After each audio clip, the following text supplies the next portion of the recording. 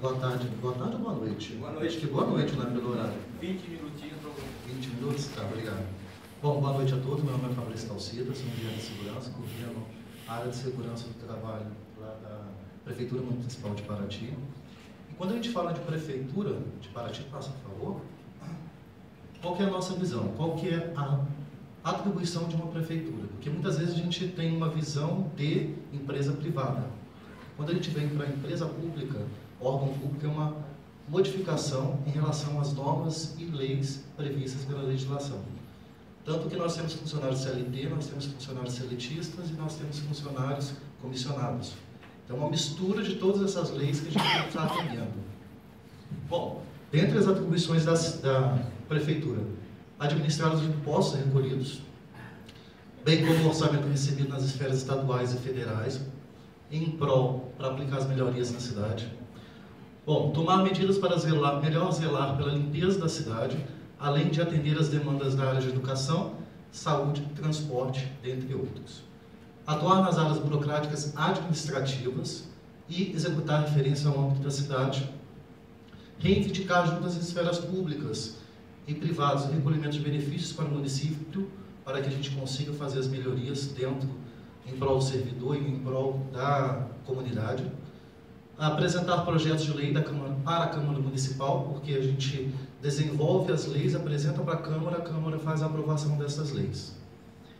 E representar o município de forma legal e ouvir e atender a comunidade no sentido de atender às suas necessidades. E aí, principalmente, quando a gente fala de prefeitura, né, eu estou dizendo isso por experiência própria, tá, pessoal? Eu tenho 8 meses que eu fui para a prefeitura, e aí quando a minha primeira visão era que a prefeitura, muito tranquilo, né, setor administrativo, só que nós temos uma complexidade de atividades que são realizadas dentro da empresa.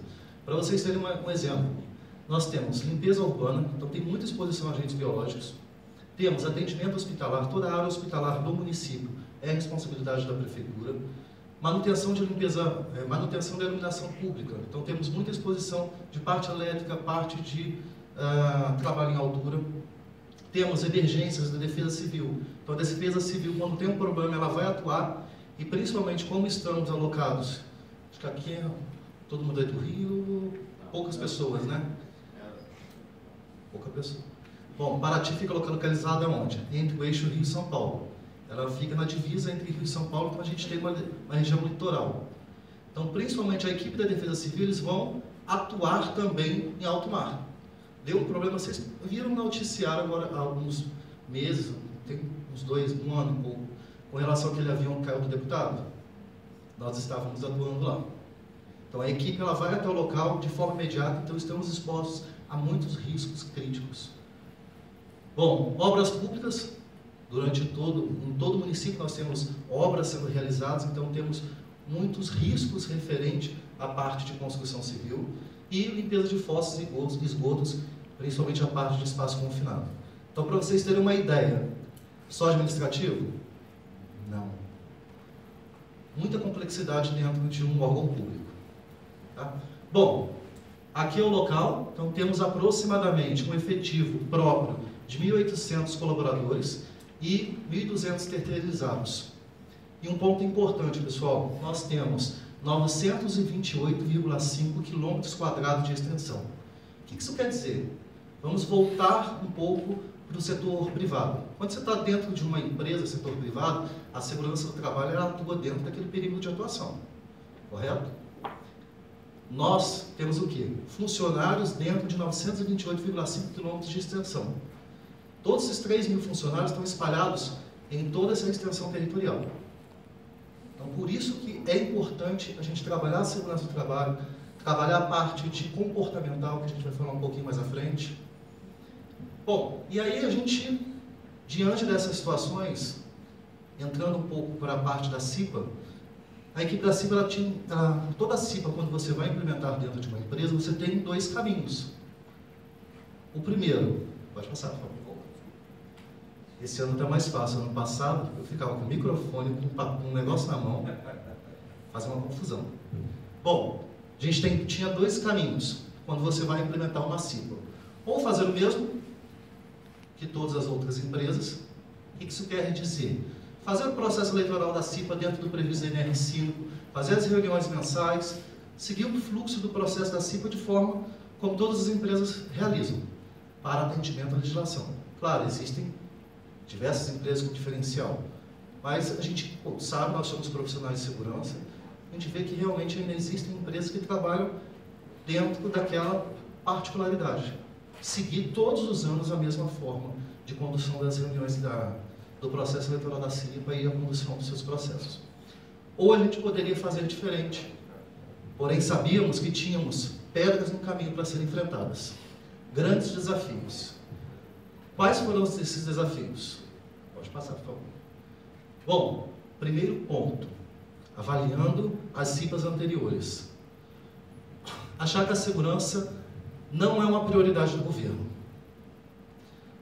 Os próprios cipistas das gestões anteriores, a gente fazendo um bench com eles, começamos a identificar que a resposta que eles nos davam, a CIPA não é prioridade do governo, o prefeito, que é a entidade maior, porque nós temos o prefeito, temos 13 secretarias e a controladoria e procuradoria também. Bom, eles achavam que não era prioridade. A segurança do trabalho não é prioridade para a empresa, para o governo. Bom, acreditar que planejamento é algo que só fica no papel, era uma cultura também das CIPAs anteriores acharem isso.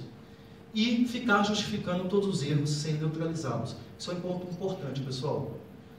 Sempre dar aquela desculpa, né? Vocês já ouviram, quando vocês fazem visita no terreno, vocês fazem auditorias, vocês já ouviram a pessoa falar assim, eu sempre fiz assim, mas eu fiz desse jeito porque... Sempre dando uma desculpa, ao invés de realmente neutralizar a situação de risco, a gente enfrentava isso daqui.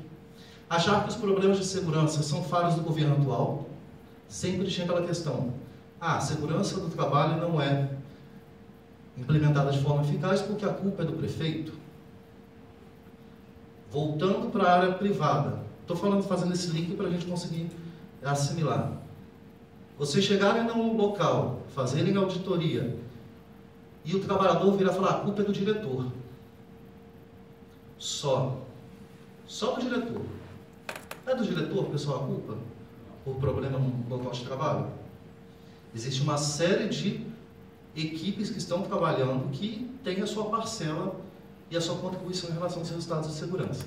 E aceitar determinados conceitos como sendo verdades absolutas através de regras não escritas. Aquele famoso boato, né?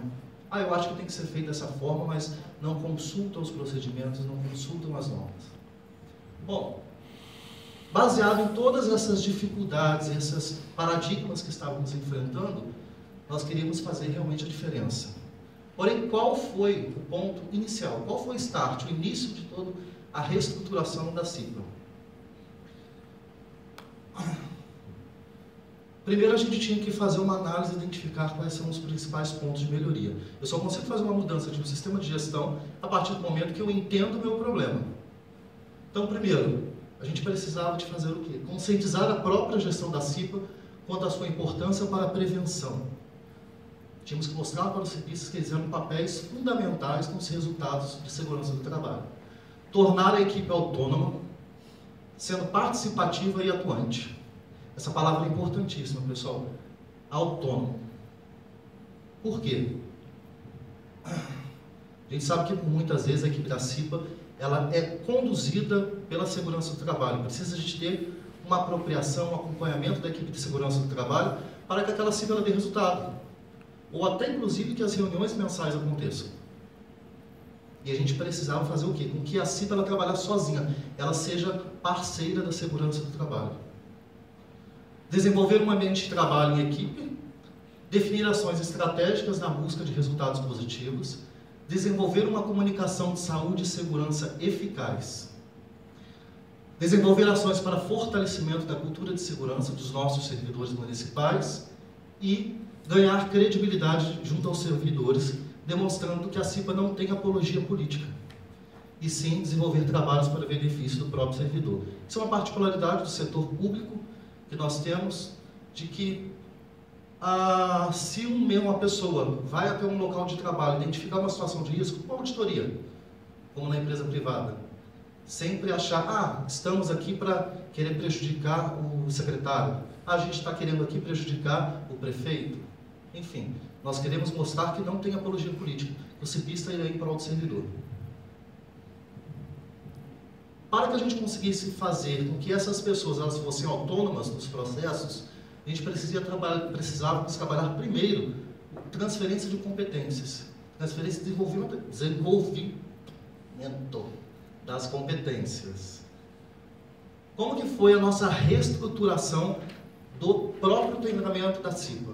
Primeiro, o SESMIT, nós realizamos uma matriz SWOT para análise dos processos da gestão da CIPA. A gente precisava de identificar os pontos fortes, os pontos de melhoria, quais eram as nossas fraquezas, para que a gente realmente fizesse essa reestruturação de forma eficaz. Metodologia de investigação de acidentes e demais assuntos. Então, a equipe da segurança do trabalho entrou no treinamento da CIPA falando muito fortemente com relação à investigação de acidentes. A Secretaria de Educação participou com o quê? Com a reestruturação da metodologia de ensino. Como que nós íamos transmitir essa informação para o trabalhador, para que ele assimilasse esse conteúdo e que ele se tornasse autônomo. É a qualidade do ensino, que a equipe da Secretaria de Educação nos ajudou. A Secretaria de Saúde veio falar no treinamento sobre DST e AIDS e parte teórica e prática de técnicas de primeiros socorros. Procuradoria Geral, que é o setor jurídico, entrou falando sobre responsabilidade civil e criminal decorrente de acidente de trabalho e legislação trabalhista, previdenciária e regime estatutário. Foi o que eu falei no início. Nós temos funcionários CLT, concursados e temos comissionados. Então, cada uma legislação específica. Então, o CIPista ele tinha que ter uma visão das 3 legislações. A equipe da assistência social entrou falando sobre riscos psicossociais e o Corpo de Bombeiros sobre técnicas de prevenção e combate a incêndios, principalmente a parte teórica. Realmente colocamos os cipistas para vivenciarem uma situação de risco. Realmente eles apagarem o fogo, eles sentirem na pele como é estar trabalhando no princípio de incêndio. Depois disso, nós fizemos o quê? Desdobramento dos objetivos estratégicos. Nós precisávamos desenvolver um plano anual de trabalho da CIPA, porém não seria somente um plano anual, ele deveria ser estratégico, dentro das ações. Para isso, como que funcionou a nossa elaboração do plano anual de trabalho da CIPA? Quais foram os inputs, os dados de entrada? Análise SWOT, que nós já tínhamos feito anteriormente, então identificando quais são os pontos de melhoria, o contexto atual, situação atual da empresa e quais os requisitos legais que não estavam sendo atendidos. Então, pegamos todas as 3 legislações, avaliamos legalmente, verificamos quais os requisitos não estavam sendo atendidos pela prefeitura. Com isso, a gente conseguiu desenvolver um plano anual de trabalho estratégico dentro da gestão da CIPA. Este é o nosso plano anual de trabalho, onde ele é desenvolvido o quê? Você tem as ações que são desenvolvidas pela equipe da CIPA, o responsável, então cada cipista ele tem a responsabilidade dentro do seu plano de ação. Cada um é o responsável por uma. E aqui quais são as ações mês a mês ao longo do período dos 12 meses de gestão da CIPA. Então cada cipista ele mensalmente tem que apresentar o seu resultado em relação à sua ação. Isso se chama o quê? Apropriação do processo. Faz com que o cipista ele se torne realmente autônomo e que ele desenvolva a sua competência e que ele tenha o conhecimento do seu processo específico. Pode passar. Já ouviram falar dessa frase? Quem é mineiro aí? Mineiro? Ah, já ouvi falar muito. O olho do dono é que engorda o gado, não é? Já ouviram falar? Se não tivermos acompanhando todos os processos através de indicadores, seja indicadores de processo ou indicadores de resultados, o que vai acontecer? Nossa vaquinha vai lá. Não vai engordar. Como que nós fizemos para isso? Desenvolvemos sistemas de acompanhamento, de monitoramento dos resultados da CIPA. Então, nós acompanhamos o plano anual de trabalho do cipista. Cada cipista ele tem que mensalmente apresentar o seu resultado e a sua ação que está prevista dentro do mês. Controle de frequência das reuniões mensais. Para vocês terem uma ideia, nós temos 12 cipistas. Todos os 12 participam das reuniões.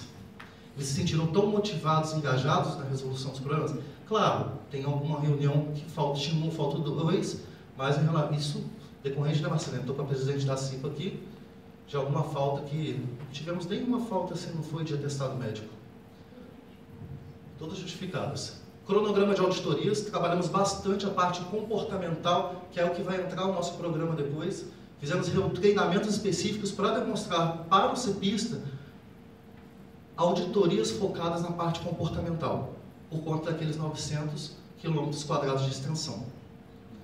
Bom, acompanhamento das tratativas de riscos e consolidação das informações da CIPA. Aqui está um exemplo do cronograma de auditorias. Então, cada CIPista tem que cumprir o seu cronograma. O acompanhamento das ações, ou seja, dos riscos que foram identificados. E um ponto importante, pessoal, o fechamento da ação é responsabilidade do CIPista, tá? Ele é responsável por acompanhar todo o processo. Claro, não é ele que vai realmente executar, muitas vezes, mas ele tem a sua responsabilidade de acompanhar todo o processo da identificação do seu risco. Você já deve ter passado por situação de que, às vezes, a pessoa identifica e fala, o problema é da segurança, toma aqui segurança, identifiquei esse risco, agora você resolve o restante. Não. Lá a gente buscou esse engajamento para que ele seja responsável pela sua risco identificado. Esse ponto aqui é importante, pessoal. Aqui a gente nós conseguimos ter a visibilidade de todo o processo da CIPA. O que é isso daqui? Você tem a relação de CIPistas, então aqui tem 6 efetivos, os outros 6 a gente colocou só um exemplo aqui. Tem qual secretaria que ele pertence, temos o número de auditorias previstas e realizadas, o acumulado do ano, temos o número de identificação de riscos que foram identificadas e tratadas dentro das auditorias comportamentais que foram realizadas por cada CIPista. E aqui tem um acompanhamento da evolução da sua ação prevista lá naquele plano anual de trabalho. Então aqui a gente consegue ter uma visão geral de como está o engajamento de cada CIPista frente ao trabalho que está sendo desenvolvido. Isso mensalmente é apresentado e entregue para o responsável hierárquico dele, ou seja, a presidente da CIPA encaminha todos os meses para os seus secretários. Para quê? Para que eles consigam ter uma visibilidade do trabalho que está sendo desenvolvido e realmente também fazer com que o CIPista ele se torne participativo, porque ele não quer mostrar resultado ruim, né? Imagina, falar para o chefe, eu não fiz a ação do mês. Bom, e falando um pouquinho da cultura de segurança, que a gente entra num programa excelente que nós criamos. Tá, vou tentar acelerar. Ganhei mais 2? 5,5. Bom, uma sólida cultura de segurança envolve mais do que remover os perigos e institucionalizar procedimentos de segurança. Realmente, isso é um fato importante. Por quê? Visão estratégica, já estávamos com o trabalho que estava sendo desenvolvido. Auditorias sendo realizadas em campo. Todo o processo ele estava sendo realizado, porém a gente queria mais. Nós queríamos o quê? Trabalhar o comportamento. Porque quando a gente fala de comportamento seguro, nós falamos de pessoas, seres humanos. Então, em relação aos seres humanos, nós temos o quê? Que trabalhar para mudar as atitudes, os pensamentos e o comportamento humano, principalmente a parte comportamental. Como que aquele trabalhador ele realiza a sua atividade, estando com o seu chefe próximo ou não estando com o seu chefe próximo. Para isso, nós precisávamos entender qual é o pensamento daquele trabalhador. O que ele pensava em relação à segurança? Qual era o seu nível de maturidade frente aos processos e frente à segurança do trabalho? Ele achava que segurança é um valor? E a gente conseguiu criar um sistema que a gente chama de Programa de Melhoria da Cultura de Segurança. Nós identificamos e quantificamos o nível de maturidade da cultura de segurança do trabalhador. Como que a gente faz isso? Nós tínhamos a ideia. Ok, começamos. A gente quer um indicador preventivo para medir o nível de cultura de segurança. Para isso, a gente montou uma equipe multidisciplinar. Nós tivemos a participação da equipe de psicologia e assistência social. Isso foi muito interessante, porque os psicólogos nos ajudaram a entender quais eram as perguntas certas que deveriam ser realizadas para o trabalhador, para a gente conseguir absorver aquele nível de cultura de segurança. Tivemos a equipe do SESMIT e da CIPA. O SESMIT com seu conhecimento técnico e a CIPA com o conhecimento do dia a dia, o próprio trabalhador, tanto que a gente testou o formulário com o cipista, no final o próprio cipista falou assim, não, realmente isso aqui é a realidade da minha área. Tivemos o auxílio da equipe do jurídico, o jurídico tinha que avaliar se existe algum impacto referente à parte legal, lá a gente chama muito de processo administrativo, tudo é aberto processo administrativo. Então a gente precisava de entender para que não chegasse a ser um processo administrativo. Tivemos o pessoal da informática, que nos ajudou com o lançamento dos dados, como que iríamos desenvolver toda a parte funcional. E o pessoal da engenharia estatística foi fundamental também, porque nós tínhamos os formulários elaborados, mas como fazer aquilo virar número, como quantificar aquilo. O pessoal da estatística entrou. E a gente tem o nosso programa de cultura de segurança baseado em 7 aspectos, que é gestão, comunicação, participação dos trabalhadores, formação e informação, motivação, observação do procedimento de segurança e organização e aprendizagem. Bem, com essa ideia estruturada, toda a equipe multidisciplinar organizando tudo e já pronto o programa, o que tem que ser feito? Para que a gente conseguisse esse indicador, que nós chamamos lá de ICS, que é o Índice de Cultura de Segurança. Como que a gente chegou nesse resultado? Tivemos 6 passos. Primeiro passo, definição da amostragem. Qual era a população que a gente precisava de fazer as pesquisas? É um formulário realmente de pesquisa, onde você entrega para o trabalhador e ele vai respondendo. E aí aquilo a gente extrai a informação psicológica para chegar nesse nível de cultura de segurança dele. Segundo passo, aplicação da pesquisa, realmente em campo. Fazer a pesquisa para as pessoas.